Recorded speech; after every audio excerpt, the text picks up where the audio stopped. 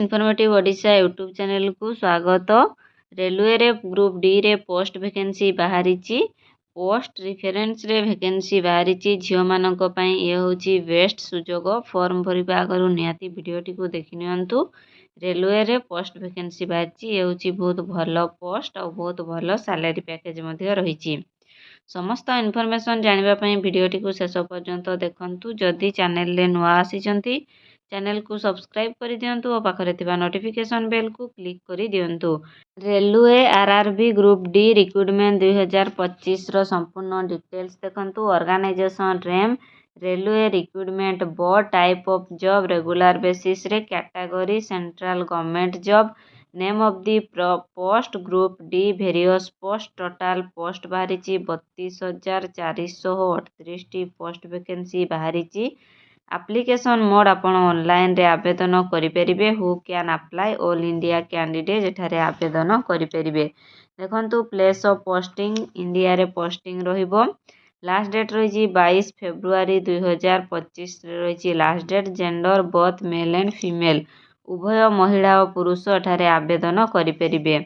Educational qualification देखंतु। Railway RRB group D recruitment रो 2025 रो एलिजिबिलिटी क्राइटेरिया बा एजुकेशनल क्वालिफिकेशन जदि आपण केवल 10th पास करिसेंती आपण एठारे आवेदन करें। आउ माने रेलवे रो जो एग्जाम होबो ताको आपण माने एग्जाम रे जदि क्वालिफाई करिवे आपण एठारे आवेदन करें।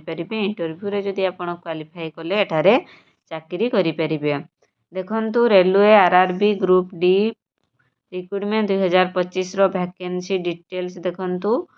पॉइंट स्कीम बी ट्रैफिक रे रही 5058 पोस्ट रखी। Assistant engineer 759 post. Assistant bridge engineer 301 post. Track maintainer grade IV engineer रही 13,187 पोस्ट वैकेंसी रही। असिस्टेंट पीवाई इंजीनियरिंग रही 247 पोस्ट रही। असिस्टेंट सीएनडब्ल्यू मैकेनिकल रही 2587 पोस्ट वैकेंसी रही। इलेक्ट्रिकल रही 1381 पोस्ट वैकेंसी रही। सिग्नल एंड ट्रैक रही 2012 पोस्ट वैकेंसी रही। मैकेनिकल रही 420 पोस्ट। इलेक्ट्रिकल रही 950 पोस्ट।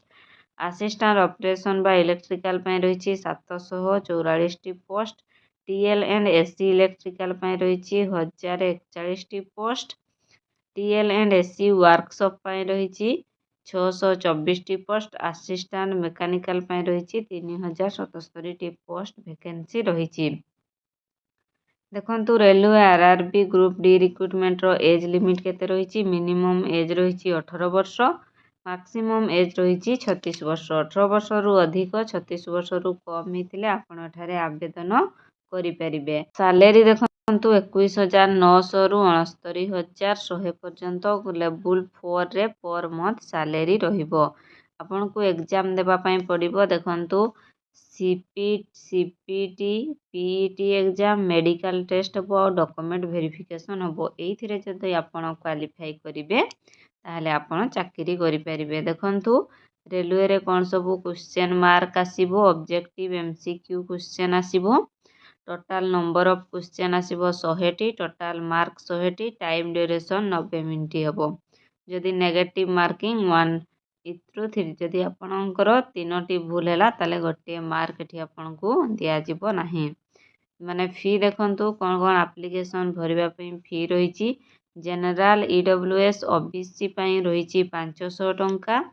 पीएचडी फीमेल पई रहिची 250 टंका। एसटीएससी पई रहिची 250 टंका एप्लिकेशन फी। देखंतु आपण कोन कोन सब डॉक्यूमेंट्स दरकार। एचएससी सर्टिफिकेट +2 बा ITI certificate signature caste certificate Aadhaar card resident certificate और पासपोर्ट साइज फोटो एतिकी डॉक्यूमेंट्स हेले आपण एठारे चाकरी करि परिबे। अप्लाई स्टार्ट डेट देखंतु 23 जनवरी 2025 रे स्टार्ट हो जाइछि। लास्ट डेट रही 22 फेब्रुआरी 2025 माने फुल मासे आपण मानकर आवेदन करिवार समय रही। एग्जाम डेट आपण जेते बेले अप्लाई करिवे तापरे आपण मानकु एग्जाम डेट दिया हबो। आपण मैंने जदि आवेदन करने चाहूँगी देन आपण आवेदन करें। देखु ये देती इम्पोर्टाट लिंक दे देती आपण important link apply online link आपणकर 23/1/2025 ठारू आपणकर ऑनलाइन रे किपरि अप्लाई करेंगे एक्टिव हो जदि आप नोटिफिकेशन देखापी चाहते ये क्लिक कले आप नोटिफिकेशन देखिपारे। ऑफिशियल वेबसाइट रे क्लिक कले आप ऑफिशियली वेबसाइट जानीपर। आशा करुच्ची आज भिडियोटी आपको भल लगी जदि भल लगी भिडियोटी को लाइक करूँ निज फ्रेंड्स को शेयर करूँ चैनल नुआ आसते चैनल टी को सब्सक्राइब करूँ और पाखे नोटिफिकेशन बेल को क्लिक कर दिंतु। आज भिडियो एतिक विदाय नौ पुणी एक न्यू जॉब वैकेंसी भिडियो नहीं आसबि। नमस्कार रही जय जगन्नाथ।